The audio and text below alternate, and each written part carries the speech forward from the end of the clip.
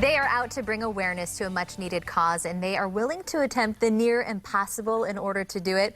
Listen to this, 1,200 miles in 12 days. That is what these gentlemen are doing in order to raise money for domestic violence. They join us in the studio this morning. I'm so happy to welcome Gordon Kellum and also Colin Estrom to the show. Good morning to you both. Good morning. Thank you. So this is quite a journey that you guys are embarking on. Talk a little bit about the journey you are about to take and why you are kind of helping raise awareness about domestic violence. Yeah. Well, the ride for the shelter is essentially at its highest level from 30,000 feet. It's an awareness campaign, and we're trying to bring attention to the and this is the shelter for abused women and children. Shelter for abused women and children. Yeah, we're bringing awareness to the issue because it's not just local, it's national, it's global.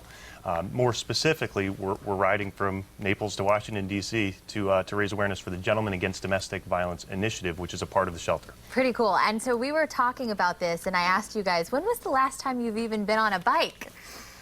And you said it's been like since high school, right? I don't think any of us have been on a bike since we were in high school. About a year ago, we got our bikes and started training, and it's been a learning process going from, learning how to clip into our pedals, all the way through how to complete a 60, 80-mile ride. Right. So definitely been a challenge. Right. Yeah. So at this point, you're not really winded at all, right? Like I would be if I were to get on and ride any amount of distance pretty much right now, right? You're feeling good about this. I'd say it's a great day at a time, so we have 12 days in a row. That's going to be the challenge. Oh, my goodness. I think. Yep. So will what can we expect along this journey? Do you have certain places you're going to stop? Is this a ride straight through, or how does this work? Yeah. We've got lots of stops planned. We're going up past Okeechobee to the eastern seaboard and going up from there. We're going to be meeting with Jacksonville Jaguar people. We've got some officials we're meeting in Richmond. And then in D.C., we've got some elected officials that we're going to be meeting with. Wow, wow. So how many people are involved? Is this just you guys, or do you have other people riding with you, or? It's three of us. It's three of us through the entire route. So talk a little bit about domestic violence. We talk to the shelter quite often on the blend here, but it's a serious topic, and it affects a lot of people here in our area. It does. And you guys both have young children. Why is it important to maybe start speaking to them at such a young age to spread that awareness? Yeah, well, it's one of these things where we're all role models, whether we choose to or not. I mean, I firmly believe that. So I have two little boys, 3.5 and 2. And everything I do, they look to me for. So I think it's really, personally, this is very close to home because it's my job to make sure that they see me as a gentleman so that they can be gentlemen. What about you, Colin?